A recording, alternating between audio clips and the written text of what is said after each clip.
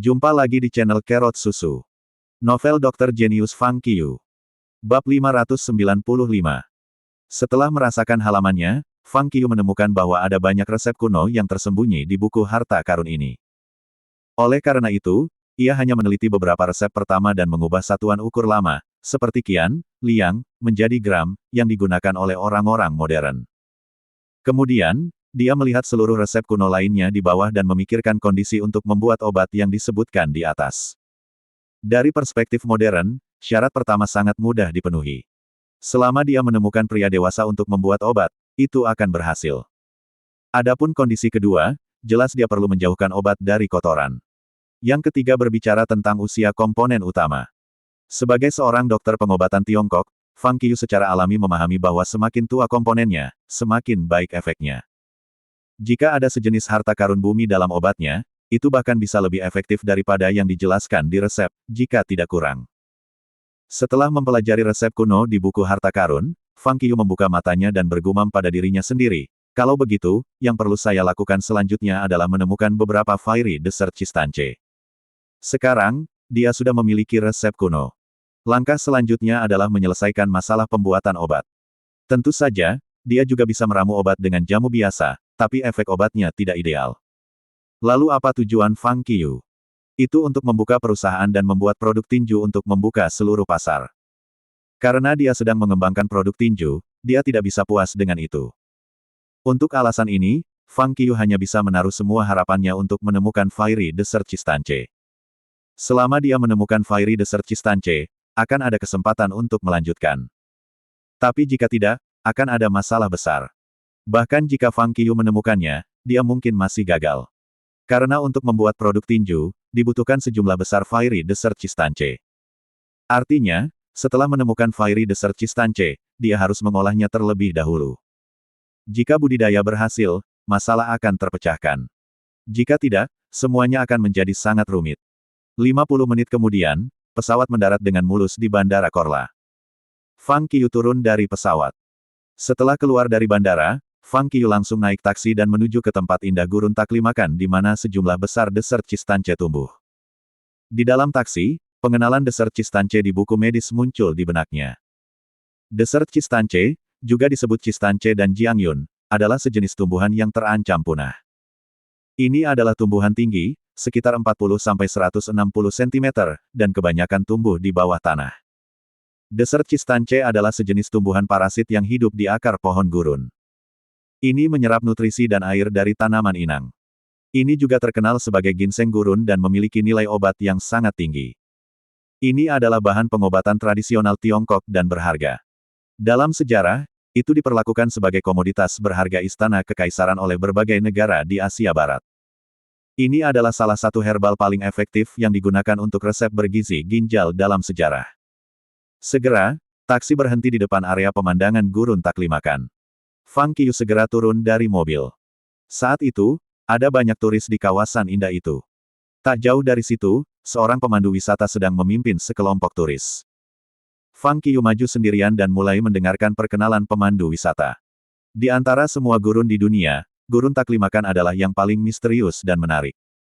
Pusat gurun adalah iklim kontinental yang khas. Baik angin maupun badai pasir sangat kuat. Ada perbedaan suhu yang tajam, dengan curah hujan rendah sepanjang tahun. Pasir di sini sering tertiup angin, dan bentuk bukit pasirnya juga sangat unik. Yang tertinggi bisa mencapai 250 meter. Lihat ke sana. Pemandu wisata mengangkat satu jari untuk menunjuk dan berkata, itu adalah dua bukit pasir, yang satu berwarna merah dan yang lainnya putih. Mereka adalah yang teraneh di gurun taklimakan. Mereka disebut pegunungan makam suci. Angin telah mengikis puncak-puncak gunung, membuat mereka terlihat seperti sekarang. Wisatawan yang datang ke sini semua suka menyebutnya, jamur besar.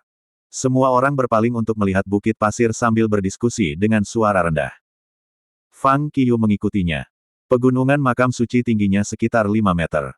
Ada area kosong di bawah kanopi besar mereka, yang bisa menampung lebih dari 10 orang. Mereka memang terlihat sangat aneh. Lihat ke sana. Pemandu wisata terus memberikan deskripsi tur.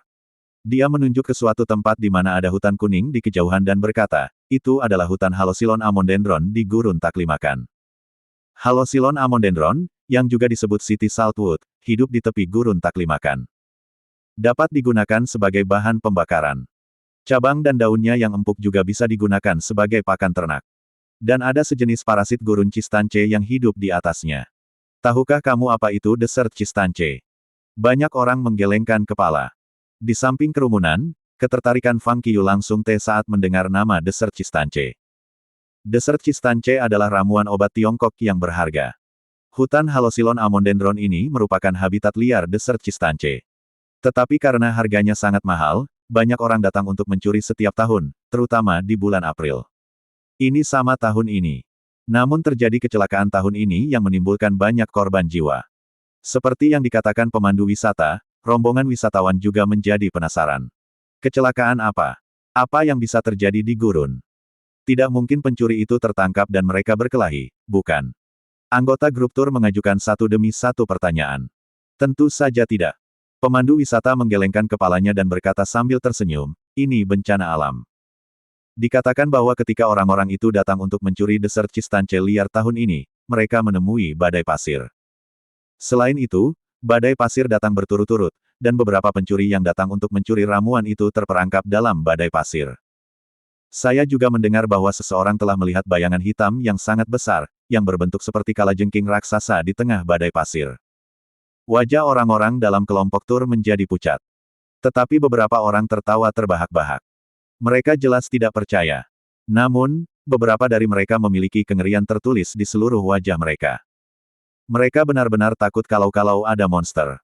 Ketika pemandu wisata melihat bahwa beberapa turis berwajah pucat, dia dengan cepat menambahkan, jangan khawatir, semuanya. Bukankah itu jauh sekali? Ini adalah tempat wisata. Kami benar-benar aman di sini. Mendengar kata-katanya, semua orang perlahan menjadi tenang. Namun, Fang Qiu menganggapnya serius. Bayangan hitam. Ini sangat besar, seperti kalajengking raksasa. Sebuah ide terlintas di benaknya. Fang Qiu mendongak. Dia melihat bahwa tempat yang dibicarakan oleh pemandu wisata itu sangat jauh. Karena ini adalah padang pasir dengan pemandangan yang luas, semua orang dapat melihat dengan jelas apa yang ada di kejauhan. Fang Qiu melihat dari dekat tempat itu. Itu adalah area semak. Atau lebih tepatnya, Halosilon Amondendron adalah sejenis semak. Ketinggian pohon di sana bervariasi, mulai dari 2 atau 3 meter hingga 7 atau 8 meter. Kulit kayu mereka berwarna abu-abu muda atau coklat keabu-abuan, yang terlihat sama dengan warna gurun. Mungkin itu bukan hanya rumor. Mungkinkah bayangan hitam itu nyata? Jika memang ada monster, kemungkinan besar itu adalah monster penjaga. Artinya, ada harta karun bumi. Dengan pemikiran itu, Fang Qiu melangkah maju sendirian. Di sisi lain, pemandu wisata dan kelompok wisata terus berkeliaran di dalam area pemandangan. Setelah berjalan beberapa saat, Fang Qiu menoleh ke belakang dan menemukan bahwa pemandu wisata dan kelompok wisata telah menghilang. Meskipun pemandangannya jelas, Fang Qiu pasti akan tertutup oleh gurun yang tak berujung jika dia berada di kedalaman gurun. Bagaimanapun, gurun itu terlalu luas, dan ada juga bukit pasir dengan ukuran berbeda. Berdiri di titik tertinggi dari area pemandangan, orang mungkin dapat melihat hutan Halosilon Amondendron yang paling jauh, tetapi orang sama sekali tidak dapat melihat orang-orang di balik bukit pasir. Tanpa basa-basi lagi, Fang Qiu terus bergerak maju. Karena tidak ada orang di sekitar, kecepatannya meningkat pesat. Dia mendaki beberapa bukit. Kemudian, dia tiba-tiba melambat. Karena dia mendengar raungan mesin dari kejauhan. Dia melihat dari balik bahunya.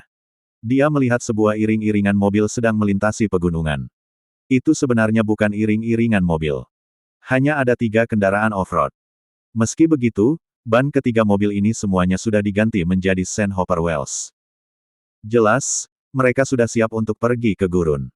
Ketika iring-iringan mobil itu mendekat, Fang Qiu kebetulan tiba di puncak bukit pasir dan berdiri di jalan yang harus dilalui tim.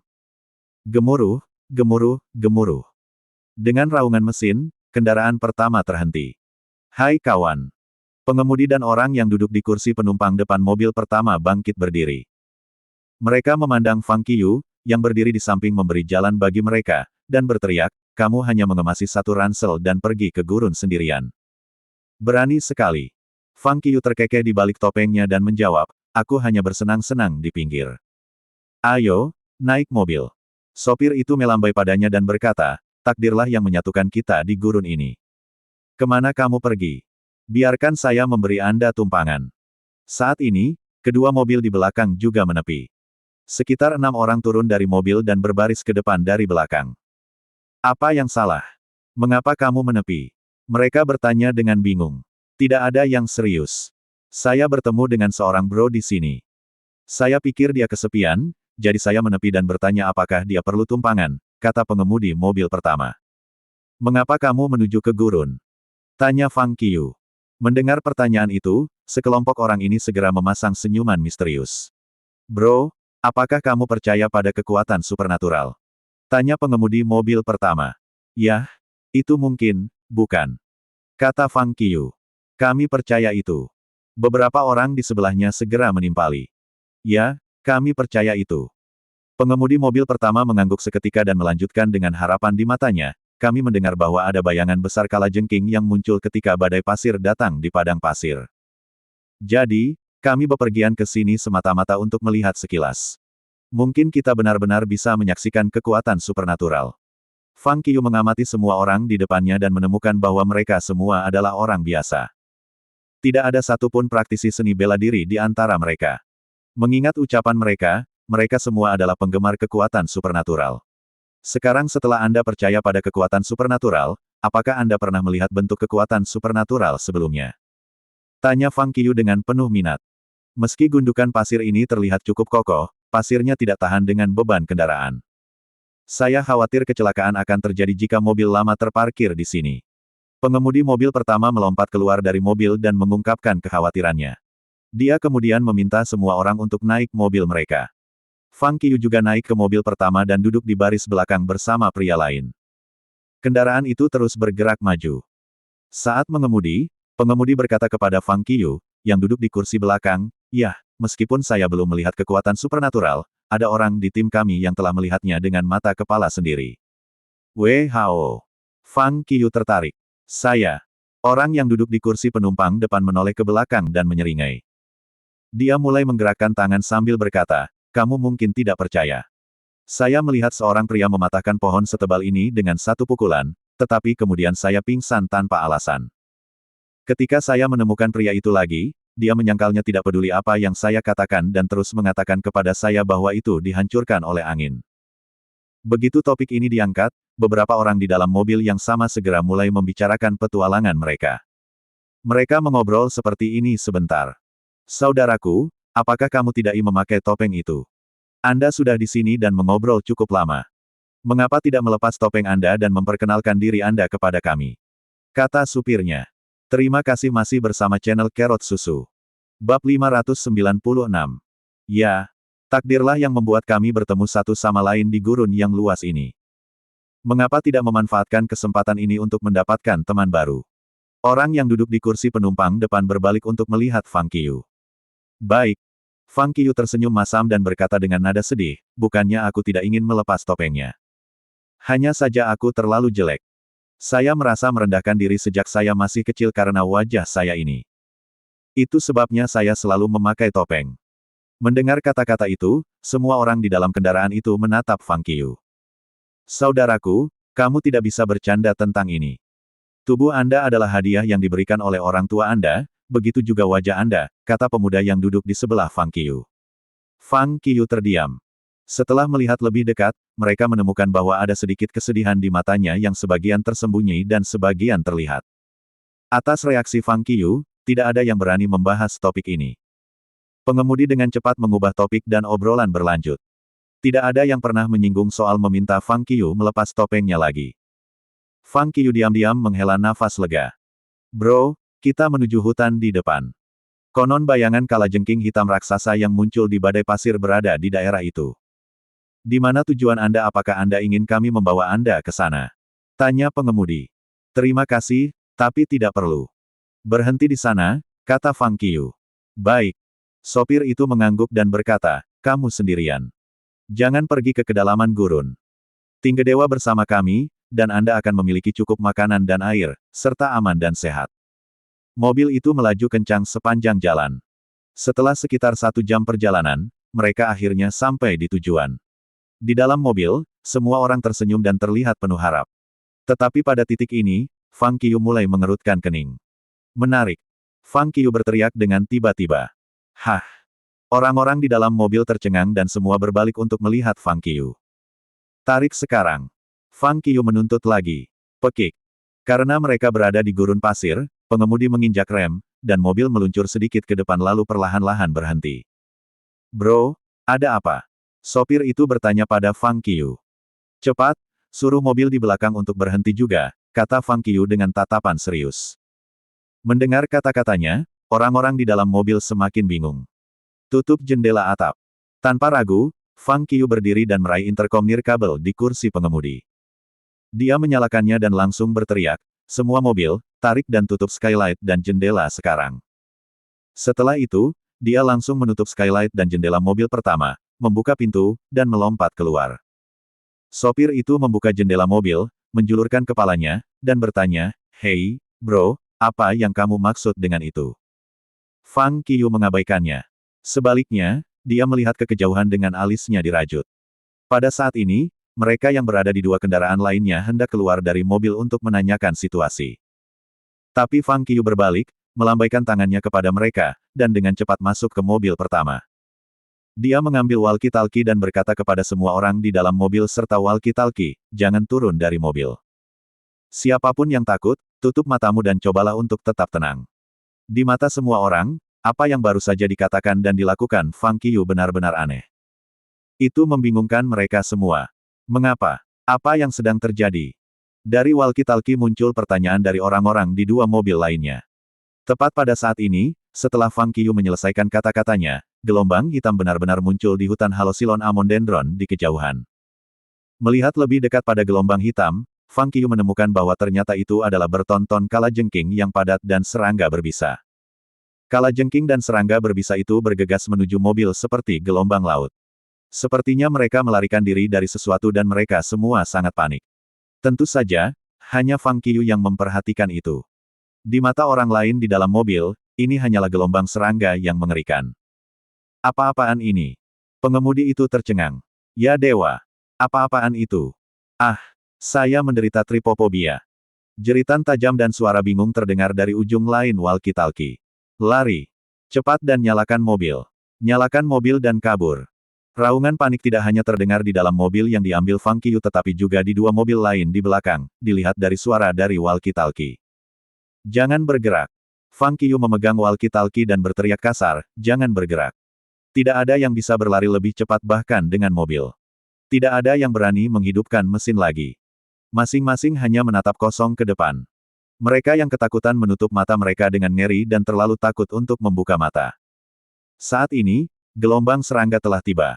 Berdesir, berdesir, berdesir. Suara gemerisik serangga yang bergerak cukup membuat tulang seseorang mati rasa. Gelombang serangga hampir mencapai mereka. Fang Qiu menyipitkan matanya dan diam-diam melepaskan auranya.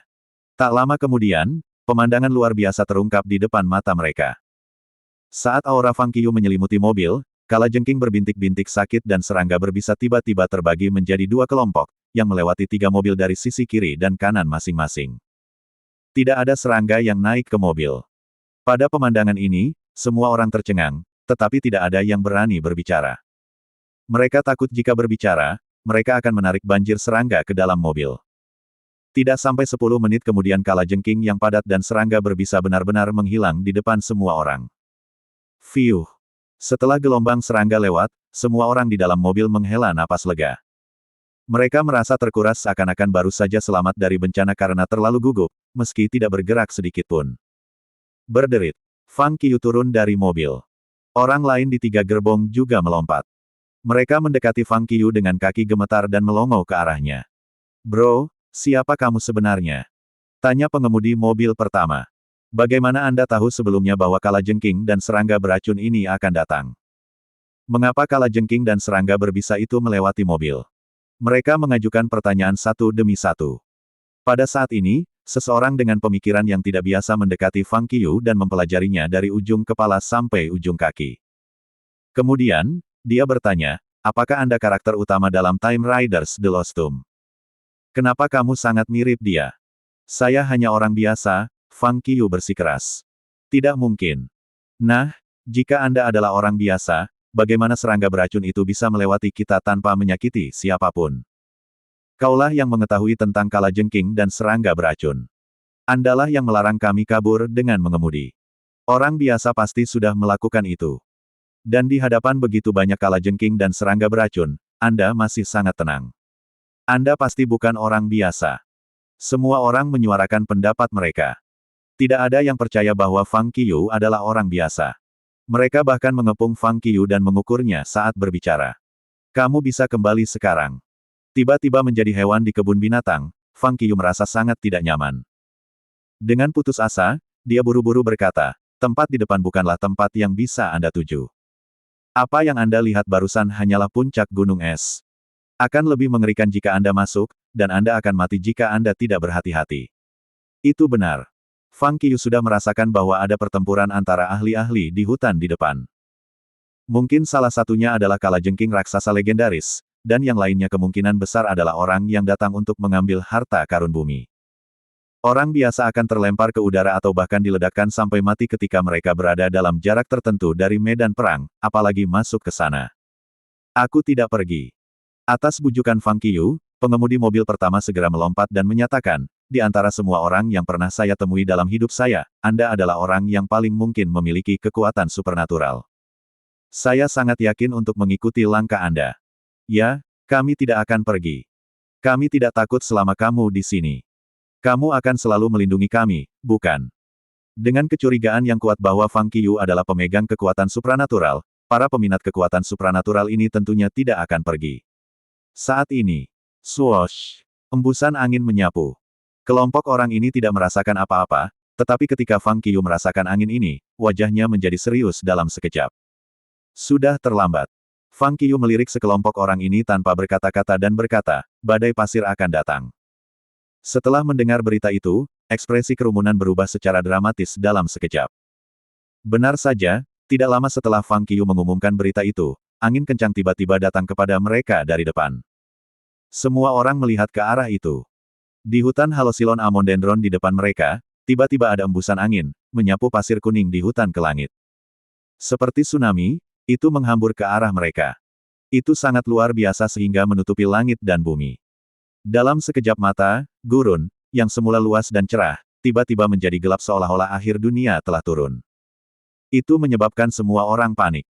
Tepat pada saat ini, ketika badai pasir akan menyerang mobil, Fang Qiyu tidak ragu-ragu dan menginjak kaki kanannya. Berdebar. Ki internal meledak dari kakinya dan langsung merembes ke tanah. Dengan kekuatan mental yang kuat, Fang Qiyu memanipulasi ki internal yang telah menembus tanah. Dia membuatnya melesat ke langit bersama bertonton pasir di bumi, langsung menebarkan dinding pasir di depannya. Dindingnya berbentuk seperti telapak tangan. Saat tembok itu dibuat, itu menangkupkan dirinya ke dalam cengkeraman yang longgar dan mendarat di tanah terbalik, benar-benar menyelimuti sekelompok orang dan memisahkan mereka dari badai pasir. Di adegan ini, semua orang tercengang. Mereka kaget. Sangat terkejut. Itu nyata. Kekuatan supernatural benar-benar ada. Ya ampun, kamu benar-benar bisa mengontrol pasir dengan kekuatanmu. Luar biasa. Saya tidak percaya saya melihatnya. Saya benar-benar melihat kekuatan supernatural dengan mata saya sendiri. Jadi, apakah Anda seorang manusia pasir? Untuk sesaat, kelompok penggemar kekuatan supranatural ini semuanya berteriak kegirangan. Meskipun demikian, Fang Qiyu mengabaikan teriakan mereka. Sebaliknya, dia maju sendiri. Sebuah lubang segera muncul di dinding pasir di depannya. Meski tidak ada pasir di dalam lubang, ada lapisan energi yang mencegah badai pasir bertiup masuk. Penonton juga melaju ke depan. Melalui lubang seukuran kepala di depan mereka, mereka segera melihat apa yang sedang terjadi di sisi lain.